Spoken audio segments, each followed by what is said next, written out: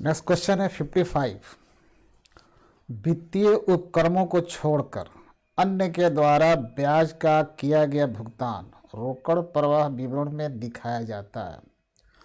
जो वित्तीय इंस्टीट्यूशन है, जैसे बैंकिंग है, फाइनेंसिंग कोई इंस्टीट्यूशन है, उसको छोड़कर बाकी के बारे में बात हो रही है कि interest paid by other than finance enterprise is shown in the cash flow statement under किस हेडिंग में। 3 हेडिंग होते हैं। Cash flow from operating activities. ये ऑपरेटिंग एक्टिविटीज़ क्या है? जो हमारे बिजनेस के व्यापार ऑपरेट करने की जो मुख्य क्रियाएं हैं, the main activities to run out the business. और जो इन्वेस्टिंग है, जब हम लोग कहीं पैसा लगा देते हैं शेयर में, डिवेंचर में, उस पर जो हमें मिलता है, पे नहीं करते हैं, उसमें मिलता है, रिसीव करते हैं। यहाँ क्वेश्चन में लिखा है पे। तो अगर हमारे इन्वेस्टमेंट में कोई रिसीव होता है इंटरेस्ट या डिविडेंड, तब वो जाएगा इन्वेस्टिंग एक्टिविटीज़ में। लेकिन यहाँ तो पे की बात चल रही है। और यहाँ एक और है फाइनेंसिंग एक्टिविटीज़। जब हम लोन लेते हैं कहीं से बिजनेस के लिए, कर्जा लेते हैं, तो उस लोन पर हमें इंटरेस्ट पे करना होता है। उस लोन पर जो हम इंटरेस्ट पे करते हैं और उसे हम लोग लेके आते हैं फाइनेंशियल एक्टिविटीज़ में। और इस प्रकार इसमें हम कह सकते हैं कि आंसर हमारा होगा सी। 55 का आंसर होगा हमारा सी, वित्तीय क्रियाओं से, फाइनेंशियल एक्टिविटीज़। आगे बढ़ते हैं 56। सेबी के अनुसार न्यूनतम अभिदान अंशों के आवंटन के पहले निर्गमित अंशों डॉट डॉट अवश्य होना चाहिए। According to SEBI minimum subscription must be at least dash of share issued before allotment of shares. Share के अलॉट करने से पहले कितने, कम से कम कितने परसेंट होने चाहिए? तो पहले था, बता दूं आपके नॉलेज के लिए, कि पहले ये मिनिमम सब्सक्रिप्शन की बात चल रही थी, 90% पहले था, 90%। लेकिन लेटेस्ट इधर इसको चेंज कर दिया गया है। अब 90% से हटाकर इसको 100% कर दिया गया है। तो इस प्रकार ये 56 का आंसर होगा ए, 100%। ये नए प्रोविजन के अनुसार हो रहा है। आगे बढ़ते हैं 57। एक नई कंपनी अपने अंशों का निर्गमन नहीं कर सकती है। ये नाम सुनते ही लगता है नहीं कर सकती है। At discount, at premium, at par, at face value. नए प्रोविजन के अनुसार अब कंपनी जो अपने शेयर को डिस्काउंट पर इशू नहीं कर सकती है, कुछ एक्सेप्शन को छोड़कर। तो ये 4 ऑप्शन में पहला ऑप्शन सही आंसर है इसका ए, कि जो नई कंपनी है according to new provision of companies act at discount share को इशू नहीं किया जा सकता। तो 57 का आंसर है ए। आते हैं 58 पर। 58, वित्तीय उपक्रमों द्वारा प्राप्त लाभांश को रोकड़ प्रवाह विवरण में किस क्रिया के अंतर्गत दर्शाया जाता है? वित्तीय इंस्टीट्यूशन है, अभी मैंने बताया कि वित्तीय इंस्टीट्यूशन में बैंकिंग आते हैं। जब फाइनेंसिंग इंस्टीट्यूशन उनका काम है, उनका मुख्य बिजनेस है, ऑपरेटिंग एक्टिविटीज़ क्या है? पैसा लेना, पैसा देना। वो रुपया में ही काम करते हैं। जैसे बैंक का काम क्या है? डिपॉजिट लेते हैं, पेमेंट करते हैं, लोन करते रहते हैं। तो उनके जो खास बिजनेस है ये रुपया का लेन देन करना है। तो उनके लिए मेन ऑपरेशन ये हो गया। अब अगर ये बैंकिंग बिजनेस है या फाइनेंशियल इंस्टीट्यूशन है, जब वो डिविडेंड चुकाएंगे तो उसको हम लोग लेके चलते हैं ऑपरेटिंग एक्टिविटीज़ में। यानी जो 58 है हमारा, तो 58 का आंसर होगा संचालन क्रिया ए, ऑपरेटिंग एक्टिविटीज। ध्यान रखना ये फाइनेंशियल इंस्टीट्यूशन है।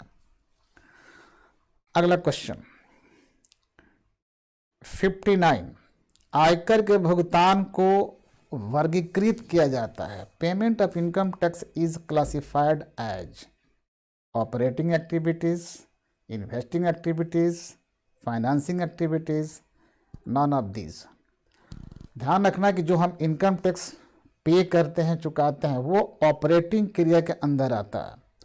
और ये पे किया गया इनकम टैक्स को हम ऑपरेटिंग एक्टिविटी से कैश का फ्लो निकालते समय लास्ट में माइनस करते हैं।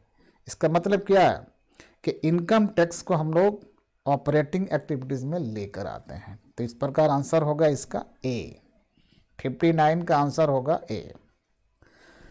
नेक्स्ट क्वेश्चन में बढ़ते हैं। 60 कंपनी का उदाहरण है। देखो ध्यान से देखना है कि 4 नाम नीचे दिया है, इन 4 नाम में से कौन सा ऐसा नाम है जो लगता है कि कंपनी है। तो पहला नाम है भरत एंड सन्स। इस नाम से पता लगता है कि भरत हैं और उनके बेटे हैं, और कंपनी में ऐसा नहीं हो सकता। दूसरा नाम है गुप्ता एंड गुप्ता, ये पूरा खानदान इनका भी है, परिवार है ये गुप्ता एंड गुप्ता, ये भी नहीं हो सकता। तीसरा नाम है जियो, बड़ा मशहूर नाम है जियो। और चौथा दिखाई डी में दिखाई पड़ रहा नन ऑफ दी, जिसमें से कोई नहीं, एक तो आंसर है ही। तो ये जो सी है जियो, ये शॉर्ट फॉर्म में है, ये कंपनी है। तो इस प्रकार जो 60 है नंबर क्वेश्चन, उसका आंसर होगा सी जियो। 61 इससे पहले कि हम आगे बढ़ें, एक बड़े इंपॉर्टेंट और बड़े अच्छी खबर आ रही है, मुझे पता अभी चला, अभी किसी ने भेजा है कि जितने हमारे सेंटर से CMA के एग्ज़ामी थे, जितने लोगों ने एग्ज़ाम दिया था इसी जनवरी महीना में CMA, इस CMA के 18-19 बच्चे बैठे थे, होम सेंटर था, और ये 2 को छोड़कर सारे बच्चे पास कर गए, बड़े ही अच्छे नंबर से पास किए हैं। तो ये वीडियो बनाते समय मुझे बहुत खुशी हो रही है कि आपको मैसेज दे दूं, आपको न्यूज़ ये भी दे दूं। और इसी बीच में हमें पता चला है अभी कि हमारे 18-19 बच्चों में से 16-17 बच्चे अच्छे नंबरों से पास किए हैं, रिकॉर्ड तोड़ नंबर लाए। और एक और बड़ी बात है कि इसमें ये जितने पास किए हैं सब ने फर्स्ट अटैम्प्ट दिया है। फर्स्ट अटैम्प्ट में 18 में से 16 बच्चों का पास करना, मैं तो बहुत ही भाग्यशाली समझता हूँ अपने आप को कि हमारे सेंटर का ये अचीवमेंट है, बच्चों ने इतना अच्छा किया और बड़े अच्छे नंबर से, बड़ी अच्छी बात है। फर्स्ट अटैम्प्ट 18 में से 16 बच्चों ने पास किया है, CMA सीवान सेंटर। इस प्रकार हम सभी बच्चों को शुभकामनाएं देते हैं उनकी इस बड़ी कामयाबी पर। हमारी तरफ से हार्दिक बधाई, हार्दिक अभिनंदन, और मैं बहुत खुश हूँ ये सूचना देते हुए आपको। आगे बढ़ते हैं फिर अगला क्वेश्चन 61 पूंजी कोष की गणना की जाती है। जो कैपिटल फंड है उसको हम लोग कैलकुलेट कैसे करते हैं? जो ऑप्शन दिया हुआ है, कैपिटल फंड का कैलकुलेशन एक फॉर्मूला है, टोटल एसेट्स माइनस टोटल लिएबिलिटीज, ऐसे कर लेते हैं। लेकिन थोड़ी बहुत कमी है जो हम पूरा कर दें। ये जो एसेट्स ओपनिंग होना चाहिए और लिएबिलिटीज़ भी ओपनिंग होना चाहिए, तो ऑप्शन किसी में ऐसा नहीं है, तो एक ही उसका ऑप्शन है बी, एसेट्स माइनस लिएबिलिटीज़। जैसे ही इसको माइनस करेंगे हमें जो बैलेंस मिलेगा वो हो जाएगा हमारा कैपिटल फंड हो जाएगा। NPO में ऐसा किया जाता है। अगला पॉइंट है 62 प्राप्ति में भुगतान खाता सामान्यतः दर्शाता है, जो हम लोग रिसिप्ट एंड पेमेंट अकाउंट बनाते हैं, तो रिसिप्ट या पेमेंट, तो रिसिप्ट कैश में करते हैं, रिसिप्ट हम लोग चेक में करते हैं बैंक के माध्यम से, या फिर पेमेंट भी करते हैं कैश में करते हैं या फिर चेक से करते हैं। तो आप रुपया रिसिप्ट करोगे, रुपया पे करोगे, तो इसमें क्या होगा, उससे क्या निकलेगा, बैलेंस निकलेगा कि अब हमारे पास कितना रह गया। तो ये जो रिसिप्ट एंड पेमेंट अकाउंट है, कितना रिसिप्ट किया, उसमें से कितना पेमेंट कर दिया, अब कितना बैलेंस बच गया। तो बैंक का भी बैलेंस आता है, लेकिन ज़्यादातर केस इसके कैश वाले उठते हैं, यानी कैश के ही बैलेंस निकालते हैं। तो इसमें लिखा है यूजुअली, लिखा है यूजुअली इंडिकेट्स, प्राप्ति भुगतान खाता सामान्यतः दर्शाता है कैश बैलेंस। ये बैलेंस निकलेगा इससे, और कैश का बैलेंस निकलेगा। तो इस प्रकार इसका आंसर होगा 62 का बी। और फिर आगे बढ़ते हैं 63 देखते हैं। निम्न में से कौन सी मद प्राप्ति एवं भुगतान खाते में जाएगी? आपको देखना है कि जो प्राप्ति भुगतान खाता मतलब कैश में रिसीट करना है, कैश में पे करना है, चेक में रिसीट करना है, चेक में पे करना है, तो नगद होने चाहिए, कैश ट्रांजैक्शंस। तो जो कैश ट्रांजैक्शंस हैं उन्हीं को हम लोग रिकॉर्ड करते हैं किसमें, रिसिप्ट एंड पेमेंट अकाउंट में। तो देखते हैं कौन सा है। पहला है आउटस्टैंडिंग सैलरी, इसका मतलब है अदत्त वेतन, बकाया सैलरी, मैंने ना कैश दिया ही नहीं हमने तो कैश गया नहीं, ये नहीं आएगा। डेप्रिसिएशन तो नॉन कैश आइटम है, पेमेंट रिसिप्ट में जाएगा ही नहीं। लाइफ मेंबरशिप फीस, ये फीस आती है एनपीओ के केस में, ये फीस हमको प्राप्त होता है कैश में, तो एक पॉइंट ये है। और डी में देखते हैं क्या लिखा है, अक्रूड सब्सक्रिप्शन, ये वो चंदा है जो उदय हो चुका है, उपार्जित हो चुका है, बट नकदी में मिला नहीं है, तो ये भी नहीं आएगा रिसीट पेमेंट में। तो इस प्रकार जो कैश वाला आइटम है वो सी है, तो 63 का आंसर सी होगा। 64, इनमें से कौन आय नहीं है? आय मतलब इनकम, और इनकम का मतलब यहाँ पर है रेवेन्यू इनकम से। तो देखते हैं 4 पॉइंट में कौन रेवेन्यू इनकम, ध्यान रखना नहीं है, इनकम नहीं होना चाहिए। तो सब्सक्रिप्शन, ये भी एनपीओ में आता है, सब्सक्रिप्शन तो इनकम है। सवाल कहता है कि नहीं है इनकम, तो भाई सब्सक्रिप्शन तो इनकम है।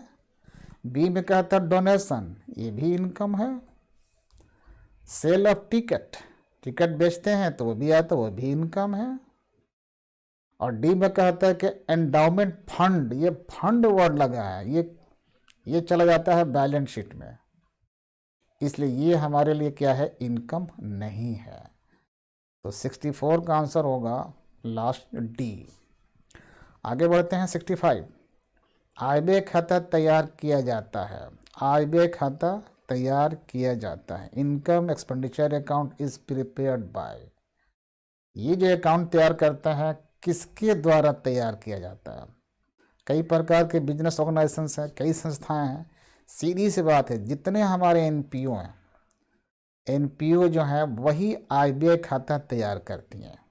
तो देखते हैं कौन है। ट्रेडिंग ऑर्गेनाइजेशन तो आएंगे नहीं, ट्रेडिंग वे हैं जो गुड्स खरीदते हैं, गुड्स को बेचते हैं। और एनपीओ वो है जो सर्विस में डील करते हैं। तो बी में लिखा है नॉन ट्रेडिंग ऑर्गेनाइजेशन, ये सर्विस वाले हैं, इसलिए सर्विस वाले में ही, एनपीओ में ही इनकम एक्सपेंडिचर बनता है। तो ये आंसर होगा हमारा। और सी में जो लिखा है कंफ्यूज करा है, ए तथा बी दोनों, ऐसा नहीं होगा। ट्रेडिंग ऑर्गेनाइजेशन में ये इनकम एक्सपेंडिचर नहीं बनता है, बल्कि प्रॉफिट एंड लॉस अकाउंट बनता है। ठीक है, तो आंसर, इसका सही आंसर है बी।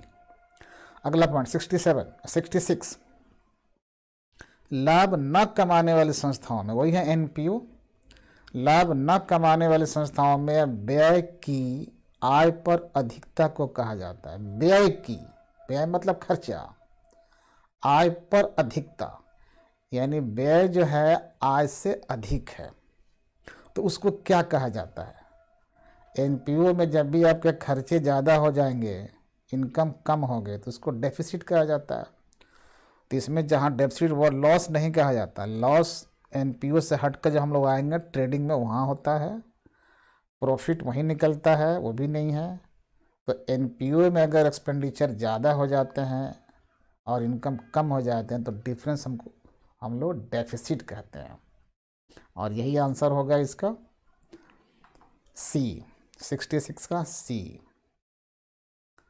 आगे बढ़ते हैं 67, receipt and payment account is a summary of cash book. पहले ही हम सुने, लेकिन देखते हैं वो ऑप्शन है कि नहीं है।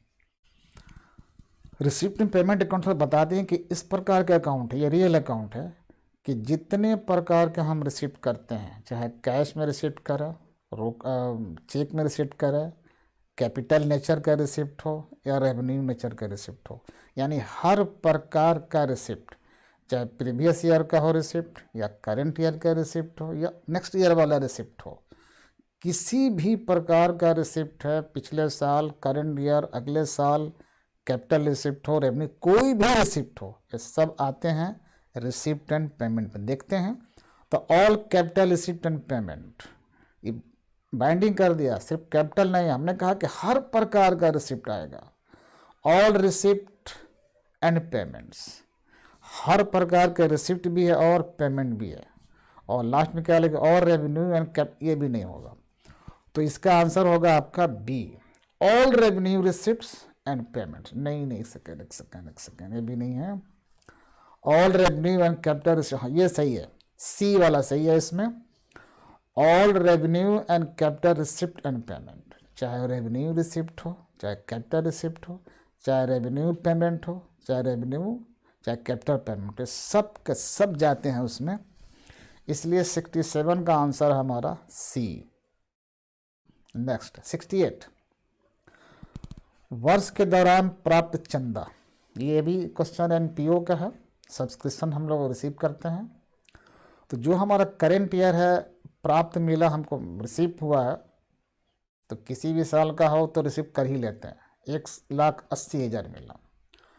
और वर्ष के अंत में आउटस्टैंडिंग रह गया कितना, 20,000। सवाल देखिए ध्यान से, तो जो मिल गया है वो 1,80, और वर्ष के अंत में जो आउटस्टैंडिंग उसको ऐड कर देते हैं, तो 1,80,000 प्लस 20,000, ये बन जाएगा कितना, सीधे 2 लाख बन जाएगा। और लिखा है कि वर्ष के अंत में प्राप्त अग्रिम चंदा एडवांस कितना है, 10,000। आय तथा व्यय खाते में क्रेडिट की जाने वाले चंदे की राशि होगी, और आय व्यय खाते में सिर्फ और सिर्फ करेंट ईयर वाला अमाउंट लिखना है। जो अगले साल वाला है वो नहीं लिखना है, जो पिछले साल वाला है वो नहीं लिखना है, करेंट ईयर वाला को ही लिखना है। तो टोटल हमारे हाथ में कितना मिल गया, 2 लाख। इस 2 लाख में से 10,000 रुपया अग्रिम एडवांस है अगले साल वाला, इसको माइनस कर देंगे। तो जैसे ही आप 2 लाख में से 10,000 माइनस करेंगे तो 190 आएगा, तो कहीं आंसर होना चाहिए 190। तो 2 लाख माइनस जो एडवांस है माइनस कर दिया, तो 190,000 ये आ गया हमारा, जो यही कहीं आंसर में चाहिए, तो बी आंसर है इसका। 69, करेंट अकाउंट इज, देखिए करेंट अकाउंट नेचर पूछ रहा, 3 प्रकार का अकाउंट है, पर्सनल अकाउंट, रियल अकाउंट और नॉमिनल अकाउंट। तो जब अकाउंट के नेचर की बात होगी तो इन्हीं तीनों में से कोई ना कोई होगा। तो आपको बता दें कि करेंट अकाउंट पर्सनल अकाउंट है, कैपिटल अकाउंट भी पर्सनल अकाउंट है, लोन अकाउंट भी पर्सनल अकाउंट है, ठीक है। तो वही पूछ रहा है करेंट अकाउंट क्या है, पहले ही आंसर दिखाई पड़ रहा है इसका, पर्सनल अकाउंट है ये, नॉमिनल नहीं है, रियल भी नहीं है, नन ऑफ दिस, ये भी नहीं है।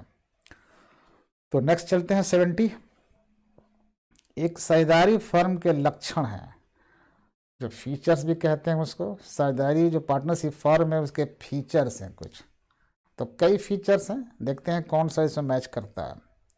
एक साझेदारी फर्म के लक्षण हैं यानी फीचर्स हैं, 2 और मोर पर्सन्स, बिल्कुल ये होते हैं। 2 कम से कम 2 होंगे या इससे ज़्यादा लोग होंगे, सही है, ये भी फीचर है। Sharing profit and losses in the agreed ratio, आपस में सहमत हुए लोग हैं किस रेशियो में बांटेंगे लाभ हानि को, बिल्कुल ये भी फीचर है। तो दोस्त ए भी फीचर है, बी भी फीचर है। तीसरा देखते हैं, business carried on by all or any of them acting for all, या तो ये सभी लोग मिलकर बिजनेस चलाते हैं या उन सबकी तरफ से कोई एक के द्वारा चलाया जाता है, ये भी एक फीचर है। और डी में लिखा है ऑल ऑफ द एबव, यानी ऊपर के सभी ये फीचर हैं, तो ये बिल्कुल सही है डी वाला आंसर। ये डी वाला आंसर है, ये कहता है कि ऊपर जितने दिए गए हैं वो सब के सब फीचर हैं, तो ये सही है।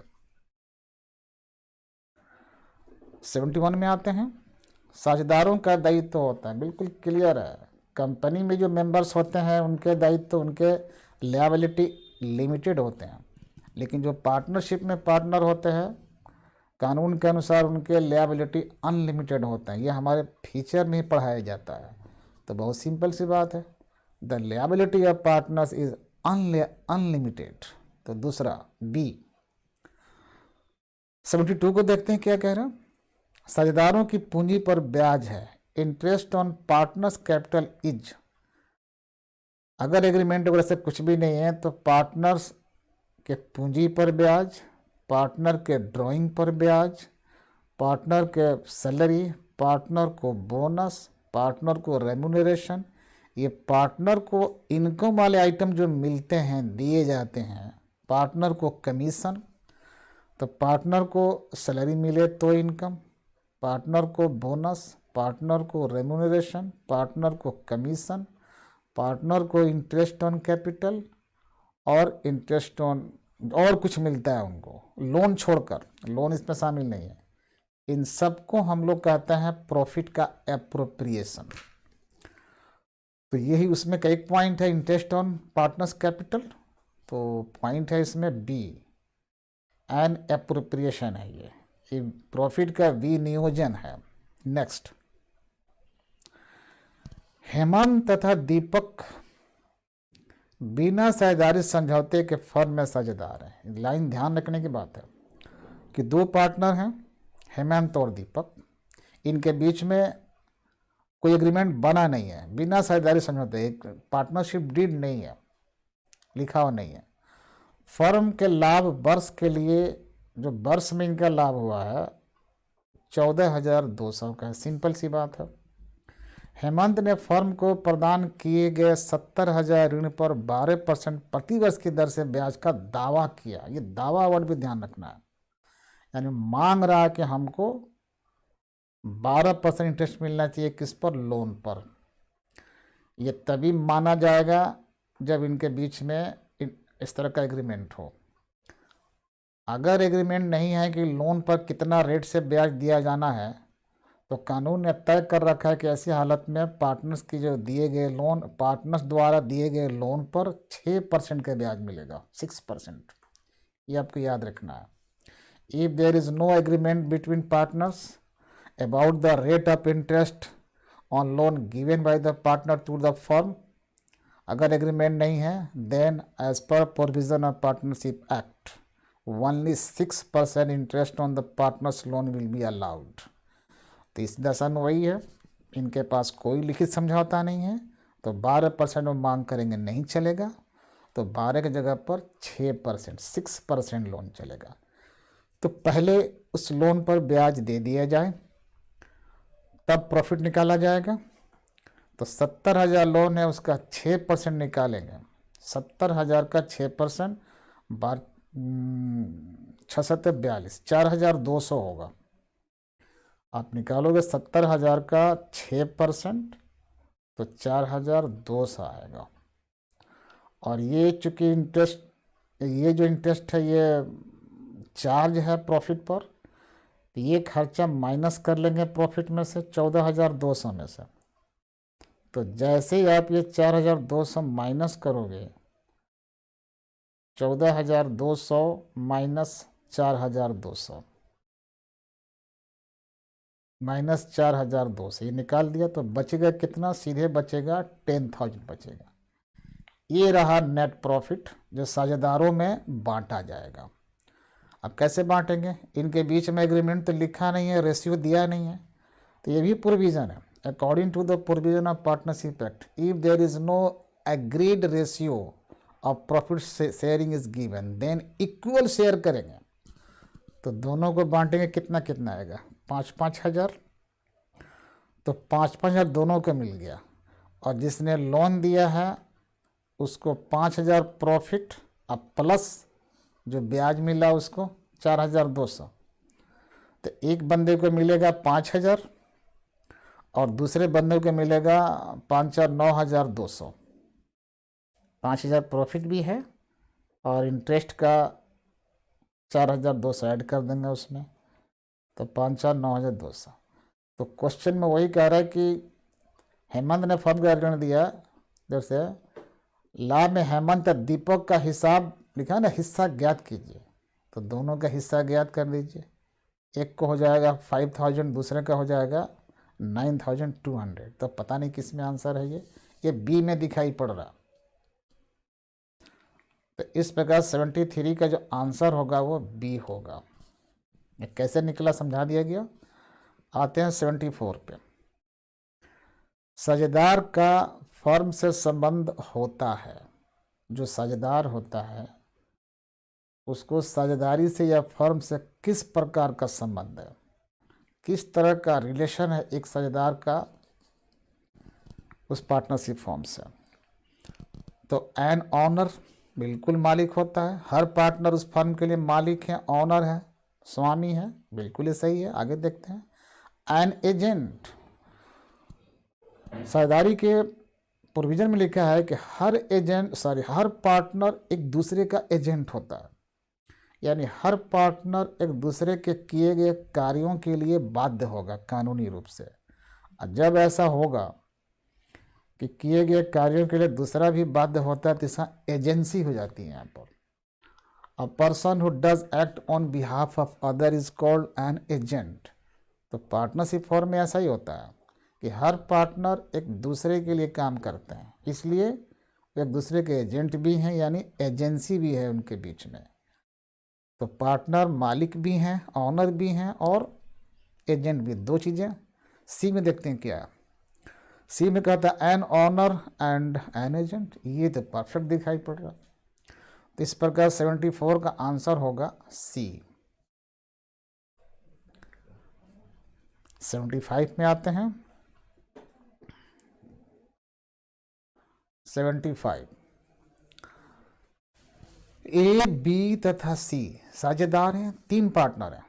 सी को 1/5 भाग से शामिल किया जाता है। इसमें सी जो आया है 1/5 भाग लिया है। ध्यान रखना है, पूरे हिस्सा को 5 भागों में बांटकर 1 भाग सी का है। इसमें 5 बराबर भागों में से 1 भाग, ये ध्यान रखना है सी का। बाकी जो बच जाएंगे ए और बी का होगा। सी अपने भाग के लिए 1,20,000 पूंजी के रूप में लाता है। तो जितना 5 में से 1 भाग लिया है तो लाया कितना, 1,20। तो फर्म के शुद्ध मूल्य है, तो फर्म का शुद्ध मूल्य क्या, 5 से मल्टीप्लाई कर दिया उसको। 5 में से 1 भाग का वैल्यू आ गया कितना, 1,20,000। तो 1,20,000 मल्टीप्लाई 5, 12×5 = 60, 6 लाख आना चाहिए। और पता नहीं 6 लाख किस में है, ये डी में। इसका आंसर डी होगा, इसका आंसर डी होगा। नेक्स्ट आगे बढ़ते हैं। 76 नए शेयरदार द्वारा नगद में लाई गई ख्याति कहलाती है। अच्छा, जो नया पार्टनर आता है वो कई बार कैश में लाता है गुडविल, कई कभी नहीं भी लाता है।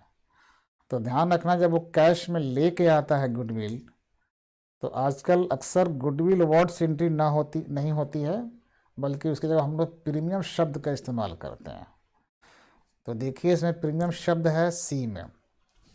जब न्यू पार्टनर कैश में गुडविल आता है तो गुडविल अवार्ड से अकाउंटिंग न करके हम लोग प्रीमियम नाम से करते हैं, प्रीमियम से करते हैं। तो प्रीमियम है उसमें, तो ये सही है सी। नेक्स्ट क्वेश्चन 77 एक नए शेयरदार के प्रवेश के समय सामान्य संचय हस्तांतरित किया जाता है।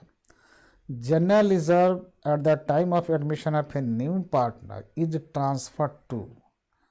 अगर कोई नया पार्टनर आता है और उसके आते समय पार्टनरशिप फॉर्म में पहले से कोई जनरल रिजर्व पड़ा हुआ है तो वो तो पुराने पार्टनर का हिस्सा है, नए पार्टनर का तो कोई मतलब नहीं बनता।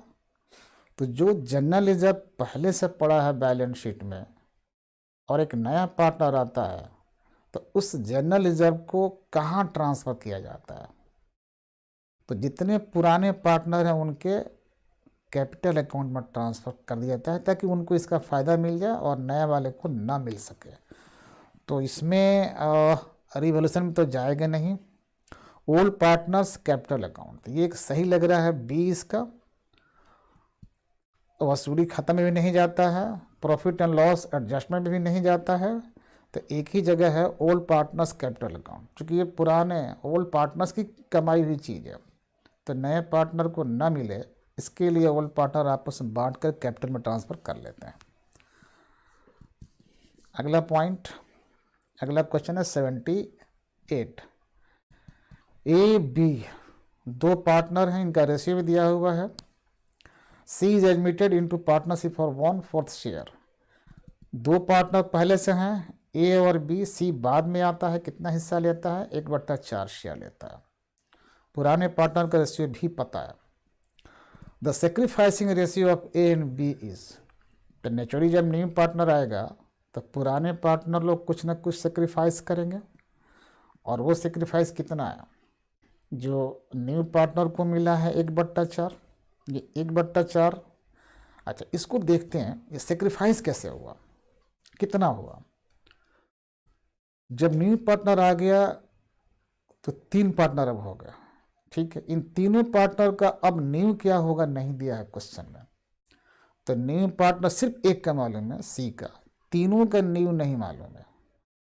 और बाकी जो ओल्ड पार्टनर हैं इन लोगों ने कितना कितना सेक्रीफाइस किया ये भी नहीं मालूम है। ध्यान से सुनना मेरी बात को, सभी पार्टनर का न्यू रेशियो नहीं मालूम हो, ओल्ड पार्टनर ने कितना कितना सेक्रीफाइस किया ये नहीं मालूम हो, तो जो ओल्ड पार्टनर है उनका ओल्ड रेशियो ही सेक्रीफाइस रेशियो बन जाता है। एक बार फिर से ध्यान रखिए कि जब किसी का एडमिशन हो, किसी नए पार्टनर का एडमिशन हो और सभी पार्टनर का न्यू रेशियो नहीं दिया हो और पुराने पार्टनर का सेक्रीफाइसिंग भी नहीं दिया हो, तो जो पुराने पार्टनर हैं उनके पुराने रेशियो ही उनके सेक्रीफाइसिंग रेशियो बन जाता है। और सवाल में यही है, तो पुराने पार्टनर का रेशियो क्या है 3:1। अब ये आंसर होना 78 का बी, 78 का बी आंसर होना चाहिए। तो लॉजिक पे बैठा दिया। और एक क्वेश्चन और देखते हैं 79, दायित्वों में कमी है, decrease in the liability is. अगर दायित्व में कमी कर दी जाए, डिक्रीज इन द लायबिलिटीज, तो हमको फायदा होगा या नुकसान होगा, किस प्रकार का है। तो ये कह रहे हैं कि decrease in liability is a liability, एक लॉस। अगर हमें किसी को चुकाना था लेकिन कम चुकाना पड़ेगा अब, तो लॉस कैसे होगा, हमको तो फायदा होगा ना। तो ए गलत है, बी गलत है, एक्सपेंस ये भी व्यय ये भी नहीं होगा, तो लाभ ये गेन होगा। इसको ऐसे समझिए, अगर हमको 500 रुपया चुकाने का दायित्व था लिएबिलिटी और 500 से घट के वो 400 हो जाए कि अब 400 चुकाना है, तो 100 रुपया क्या होगा हमारे लिए लाभ हो जाएगा। तो वही कह रहा है डिक्रीज इन लिएबिलिटी, दायित्वों में कमी हमारे लिए लाभ है। इसलिए 79 का आंसर हमारा हो जाएगा डी। एक लास्ट क्वेश्चन देखते हैं फिर 80।